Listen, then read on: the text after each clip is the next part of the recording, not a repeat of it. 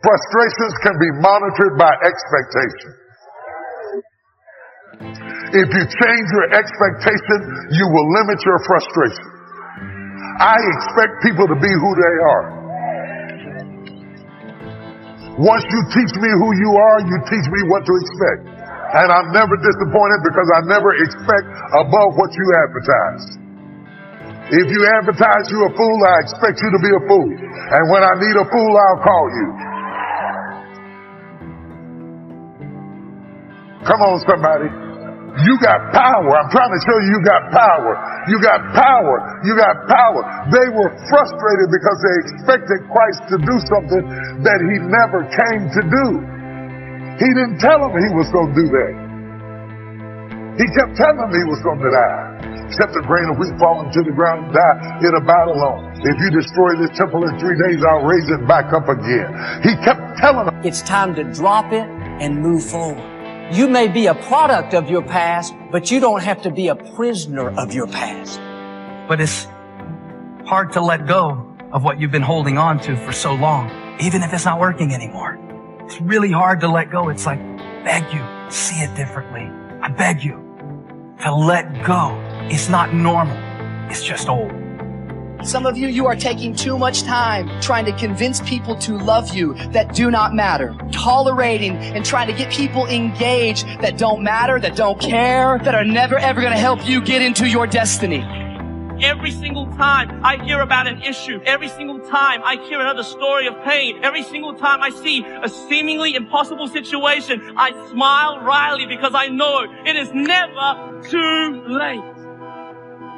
Kiss that wrong self-image goodbye. Victory starts in your thinking. Abundance, it starts in our mind. You can't think the same way and expect different results. Start embracing who God says you are. Upset because your plans didn't work out. It's time to kiss some things goodbye. Don't bring bitterness into a new year. Don't bring self-pity, a chip on your shoulder. That was in your past. It doesn't belong in the future. You cannot embrace the new things God has in store as long as you're holding on to the old. What we think about is really what controls us. This is a control tower, that everything else is a result of how we think. And we can't control everybody else in control of all of our circumstances, but we are going to respond to circumstances in one way or the other.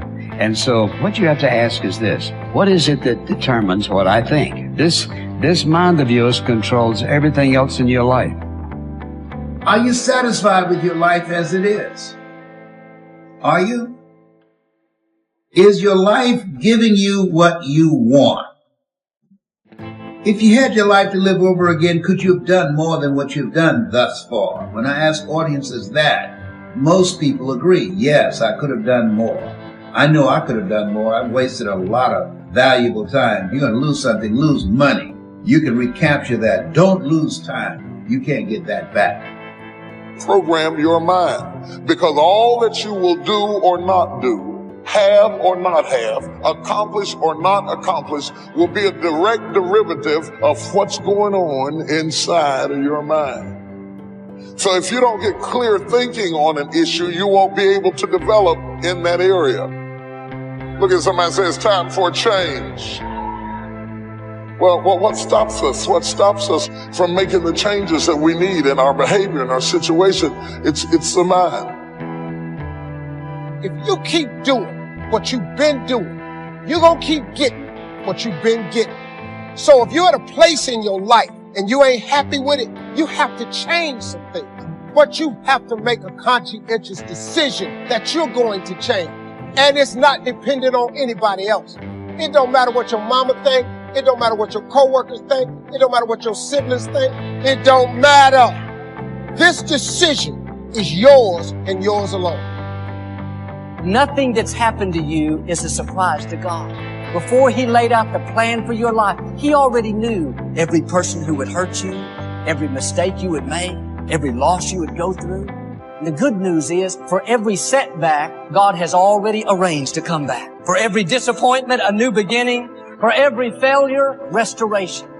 You have to put your foot down and say, that's it. I may have gone through some disappointments. I may have made some mistakes. But I'm not going to waste the time I have left worried about what I could have done better, upset over what didn't work out. I'm stepping out of the was and I'm coming over into the is. I'm dropping the offense, dropping the failure, dropping the hurt.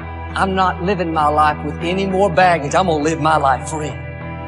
We find ourselves announcing our standards to our relatives, our friends, our associates. We shout our beliefs and condemn those who believe any differently, but then we don't walk the talk. We end up acting in a way far different from the beliefs we've shouted.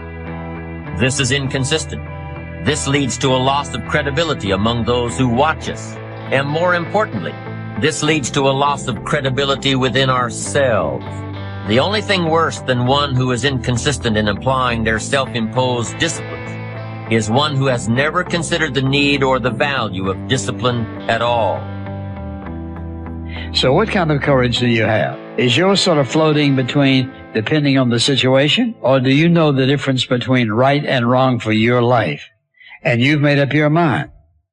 Our mind is the control tower of our life. All of our decisions are there. And the truth is, whatever we are today is the result of what we've been thinking about all those years. As a man thinketh in his heart, so is he. So if you don't like what's going on around you, maybe you should ask yourself the question, what am I thinking about? What do I think about myself? What do I think about other people? I want to tell you something today. The moment you make up your mind to get up, you can get up. And no devil in hell, no government, no power, no boss, or anything else can hold you. Once you are free in your mind, you are free. See, many things we don't do because, in fact, we want people to like us. There's some necessary losses in life. When you decide acting in your best interest, you're going to lose some friends. Everybody's not going to approve of you. There's some people that won't like you. Who do you think you are? You're arrogant. What do you think you can do? You're selfish. Thanks, I got that. Poor thinking habits keeps most people poor. Not poor working hard. Most people work hard, but they don't think hard. The mind is like a factory, a mental factory.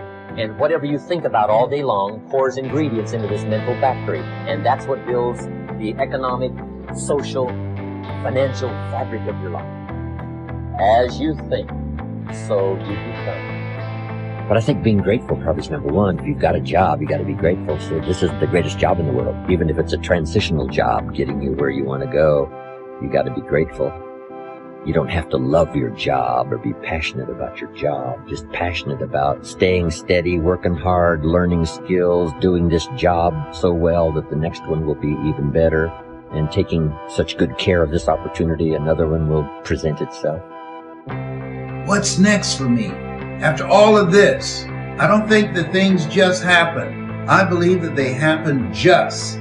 We have a mindset. We don't want to be the same coming out of this. That you want some radical change, that this could be a major defining moment for you, a day that turns your life around. If you have an extreme desire to wish to be successful, so you can accomplish all you wish to accomplish, be as generous as you'd like to be as strong as you'd like to be. And I think if you say you have to find your passion, people find that a little bit confusing.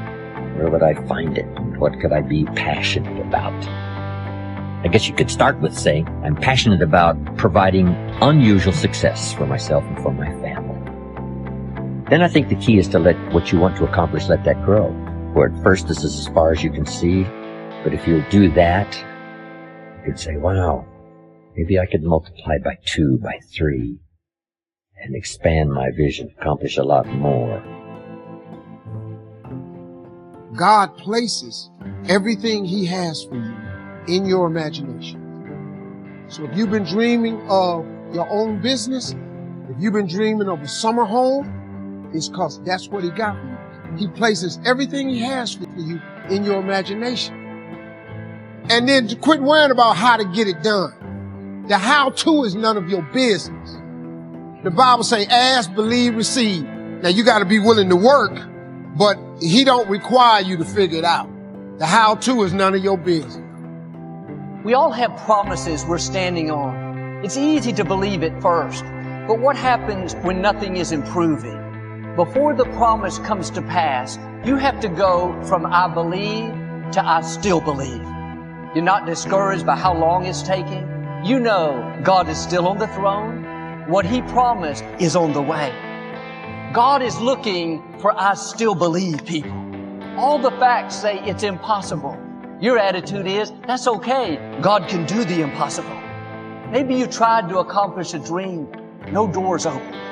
That's all a part of the process. God didn't give you the dream and not have a way to bring it to pass. God didn't change His mind. He just needs some I still believe faith. Don't get talked out of your dreams. The negative chatter, people who don't believe in you, the environment you were raised in is not going to stop your destiny. Your time is coming.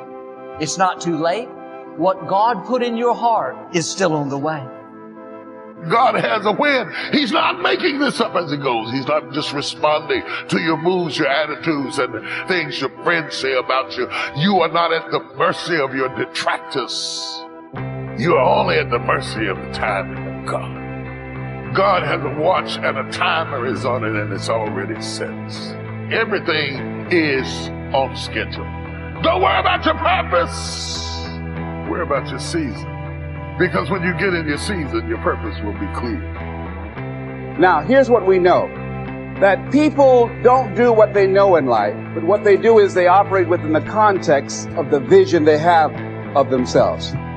So one of the first things I ask you to do is I want you to look at your life right now and think about something that's important to you. Think about something that you'd like to have or something you'd like to create for you or your family. Now, one of the first things I want you to do is don't worry about the inner conversation that you're going to have. Don't worry about how you're going to do it. That's going to come. You will find the way. You'll become the kind of person that can attract the people, the resources, in order to make that become reality. But I want you to be mindful of your inner conversation. I remember once I was sitting in an audience and Zig Ziglar, he was giving a speech. And within myself, I said, I can do that. And I leaned over to the guy next to me. I said, how much do they pay him to do that? And he said, $5,000. I said, I know I can do that. And then on the way home, when I was driving back to Miami, Florida, my inner conversation kicked in. And it said, Les Brown, you can't do that. You don't have a college education. You don't have the money. You don't have the contacts. What makes you think that you can make more in 1 hour talking than you've made working for a whole month? How many of you have ever thought about something you wanted to do and you talked you out of it? Raise your hand, please. The wealthiest place on the planet is the graveyard. Because in the graveyard, we will find inventions that we never were exposed to, hopes and aspirations that were never acted upon. Because most people allow that inner conversation to keep them from ever pursuing their goals. Why is it that most people don't ever reach their goals or live up to their true potential? One is fear, like the fear of failure. The next is the fear of success. I was working on a major project. I panicked and I walked away from it and gave it to someone else because I didn't believe that I could handle it. That a lot of people become comfortable. They stop wanting anything. They become satisfied. I remember after giving a speech at a major corporation, a gentleman came up to me and he said, you know, that's real great motivation for you young guys, but I've done all my work. I said, oh yes, you've got a lot to give. The fact that you're still here means that your business is not through yet. The other thing that keeps us from reaching our goal is not feeling worthy. Because see, when you don't feel worthy of your goal, you will begin to unconsciously engage in self-destructive behavior, like procrastinating. Something else that keeps us from reaching our goal, and that is we spend so much time complaining and blaming everybody. I'm reminded of a friend of mine who talked about the fact that one day he was walking by and there was a dog on the porch, and this dog was just moaning and groaning. And he asked the owner, he said, why is this dog moaning and groaning? And the owner said, because he's laying on a nail. He said, well, why doesn't he get off? He says, it's not hurting bad enough for him to get off. How many of you know people who moan and groan and complain about life? They might moan and groan about their job. I'm sick of this job. And never do anything about it. They haven't got to the point where they're sick and tired of being sick and tired. No, that can't get you where you want to go. That cannot create your reality for you. The other thing that keeps most people from realizing their true greatness and their true potential, circumstances. Are you letting your circumstances talk you out of what God put in your heart? God still wants to bring it to pass, but you have to get in agreement with Him and say, God, I still believe it can happen. I still believe I can start my business. Joel, I tried and it didn't work out. That doesn't mean it's not going to happen. You have to have a made-up mind that you're going to believe until you see that promise come to pass. The odds are against me, but I still believe I can accomplish my dreams. I was raised in dysfunction, but I still believe I can set a new standard. Given my circumstances, ladies and gentlemen, I shouldn't be doing what I'm doing right now. No one could have convinced me, given my circumstances, given my background, that I would be doing what I'm doing right now. When I was in 5th grade, I was identified as EMR, labeled educable mentally retarded, and stayed in that category until I got out of high school. But here's what happened. I had an intervention in my life. A man who saw something in me at a time that I did not see something in myself. And he asked me to go up to the board and write something on the board. And I said, I can't do that, sir. He said, why not? I said, go up to the board and write what I'm about to tell you. I said, I can't do that, sir. Why not? I'm educable mentally retarded. He said, don't ever say that again. Someone's opinion of you does not have to become your reality. That once a person's mind is expanded with an idea, it can never be satisfied to going back to where it was. Some of you are going to go back and look at your dreams and brush them off. Whatever goal that you have in mind, I want that to be a goal that will challenge you. What is it that you looked at some point in time and you decided that you couldn't do it? Bring it back out there. How you're going to do it? That will come to you in due time. See, you don't get in life what you want, ladies and gentlemen. You get in life what you are. You've got to begin to take a look at your life and look at where are you right now? What gives your life a sense of fulfillment, a sense of joy? What is it that you could love doing 7 days a week? In all the areas of your life, your professional life, your personal life, your family life, once you begin to determine that, that takes you to the next step. And that is, now you've got to decide that you deserve that. Repeat after me, please. I deserve the best that life has to offer. Shake somebody's hand on your right and left and say, find your purpose. Do you know by actively pursuing your purpose, it could perhaps extend your life? The number one killer of all the diseases we have, heart disease.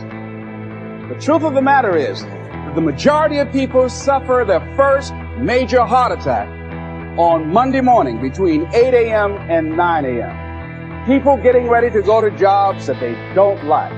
You see, when you're not pursuing your goal, you are literally committing spiritual suicide.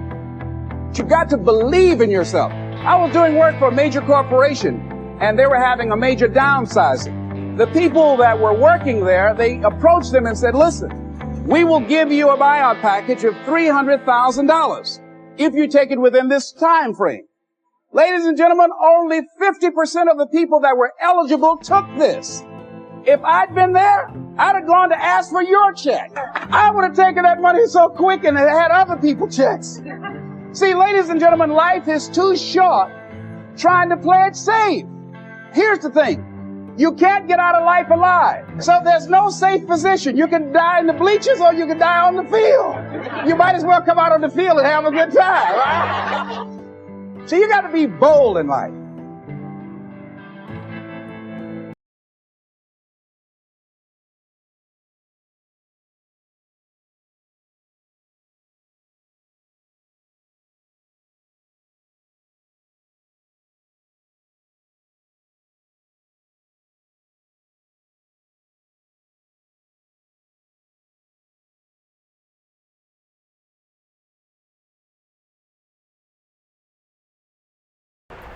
Your mind for victory.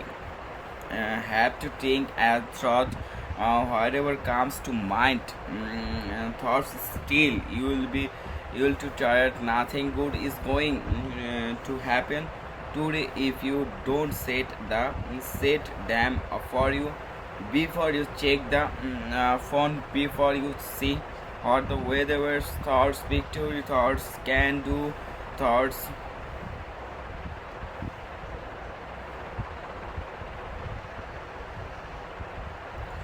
no matter what happens to you it and not over as long as God wakes up with you it and he if he wakes up get it right and he kept waking me up so I fight some things for you that you will be it to receive you can take could get another house but when you take my time you have take sometimes from me that's is totally irrepresentations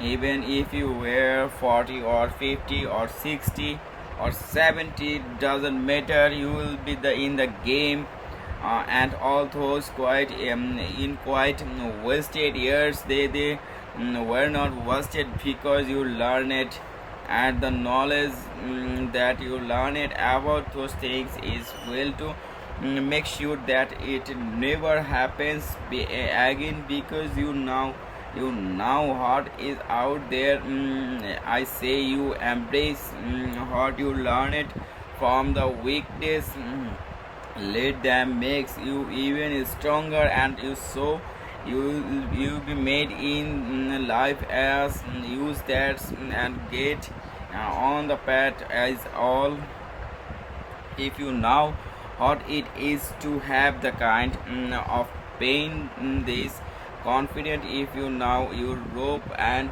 feel like questions that cannot be answered and you are confused and you will be uncertain you needed to learn these verses they that show in their entire shape shall been many opportunities grief and pain as so unbearable that I will never smile again I will be saying seen days that's weird so dark for me that's I think be a silver lining in the cold knots that's huge over and mouths that rugged me so how that I'll be gave again but in the midst of that despair